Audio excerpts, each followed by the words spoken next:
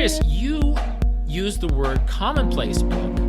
I almost accidentally came into the place where I use a commonplace book, and in fact I have been using an iteration of a commonplace book without even knowing that's what it is since 1995.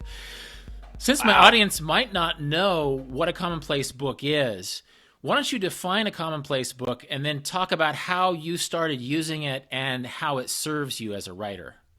So yeah, talking about history and probably something I discovered while traveling. What people used to do, and by people I mean like for thousands of years, and a lot of these editions survived to us, is you would have a journal or a diary or a book, and in this book you would record quotes, stories, events, observations you had in the course of your reading in your daily life. So when you couldn't just keep photos of stuff in your phone, or you couldn't just have a folder in Evernote of all the things that you liked, people had to be much more precious about this information. And so, we have commonplace books from Montaigne and from Jefferson and from, Cicero and all. And we have the collections of just sort of them synthesizing the knowledge and experiences that they had in their life.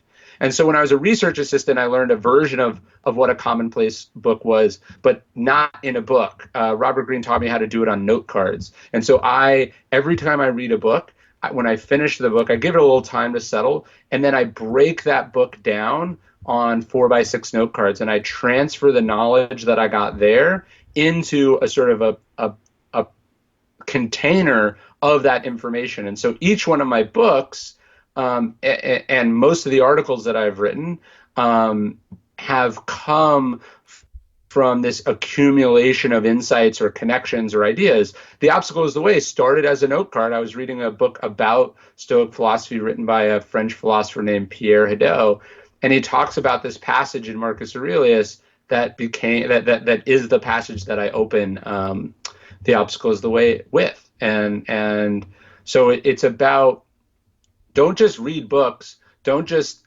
highlight things in Kindle, don't just send them into the black hole of Evernote. Like, you've really got to interact with the material and record it. Well, I want to touch on the utility of note cards versus the Evernote / Scrivener type approach. Just because I think you're a big believer in actual physical note cards. But before we get there, I just want to point out again for our audience, I actually taught a big idea book course in Paris this summer, and my students were excellent. They knew their area of expertise very well. What they had less flexibility with was examples supporting their expertise. Totally. So basically, they knew the basic iterations of how a finance corporation works.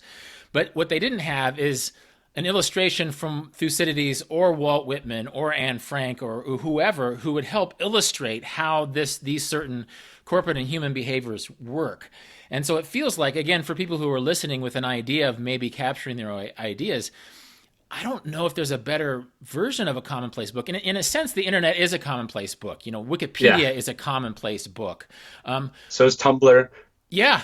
But in a way, it's almost like cheating for a test versus studying for a test. And I had study partners in college who, if a professor gave us one note card to write down the answers on, they would concentrate on getting on the information on the card rather than understanding the information on the card. And Right. They didn't test as well. Well, look, yeah, of course. And look, it doesn't just have to be for people who are writing books. This is public speakers. This is business executives. This is parents. You're going to need things to buttress your arguments, but it's not possible to go, I need a really good story about hard work. You can't just Google for that. It has to be, you have to, it's found often in a totally unrelated setting, and it almost appreciates like wine in your cellar or something. The commonplace book, it's a conscious and deliberate decision to keep intellectual practice, to sort of Yes. to gather your eggs through everything you read. And like you said, Jefferson, Da Vinci, even Hamlet, who's a fictional character, had commonplace books. And it's this idea that whatever effort you put into reading a book, you want to, and I've thought this way again since the mid 90s when I started this, you're sort of harvesting the ideas that resonate with you.